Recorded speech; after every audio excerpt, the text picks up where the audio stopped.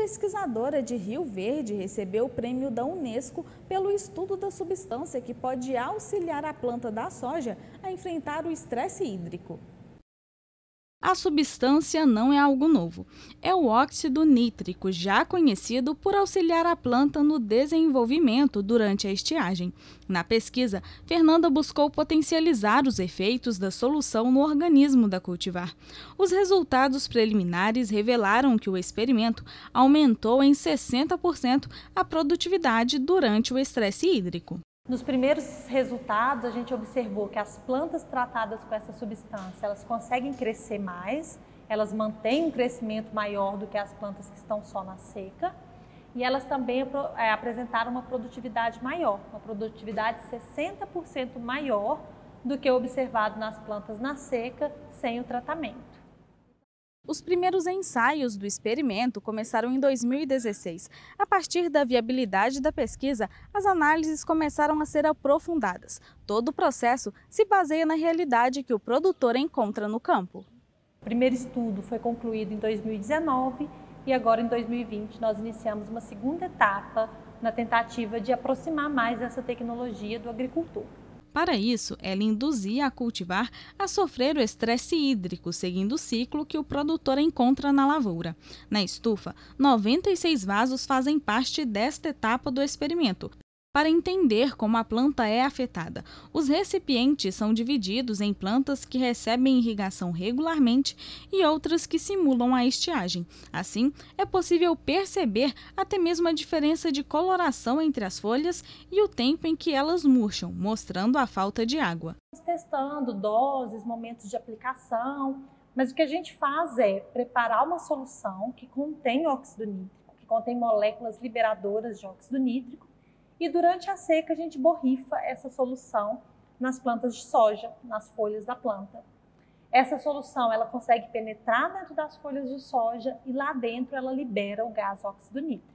Elas são analisadas diariamente com este aparelho que consegue medir as trocas gasosas. Os dados são interpretados depois. Assim, a pesquisadora sabe como está sendo o desempenho da planta. Em seguida, outros 2 aparelhos são usados, mas desta vez dentro do laboratório. O equipamento é fixado no caule e em uma das folhas. O monitoramento é constante. Fotos são tiradas de 4 em 4 minutos. No final do processo, são mais de 4.000 fotografias para serem estudadas.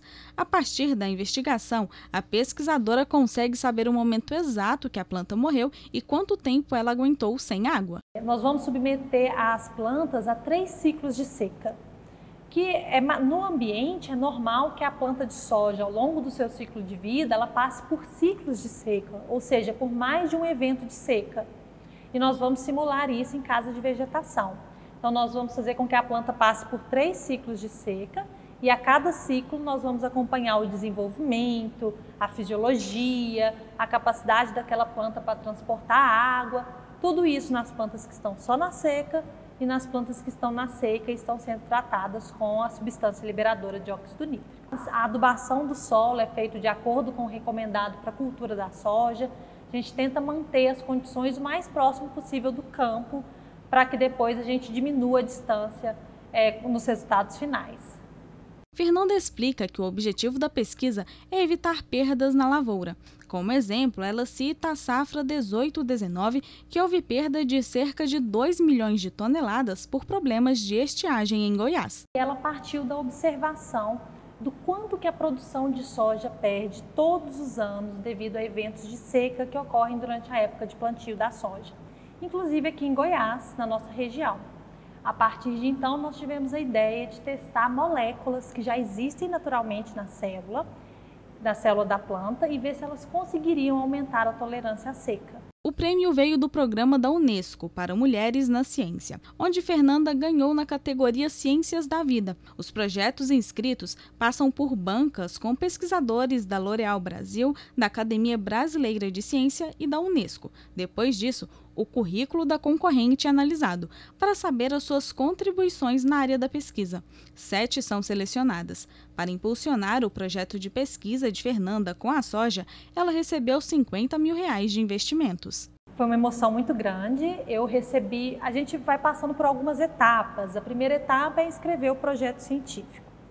Alguns meses depois que eu escrevi meu projeto, eu recebi um e-mail pedindo informações sobre meus trabalhos científicos mais relevantes, quantas vezes eles foram citados por outros cientistas.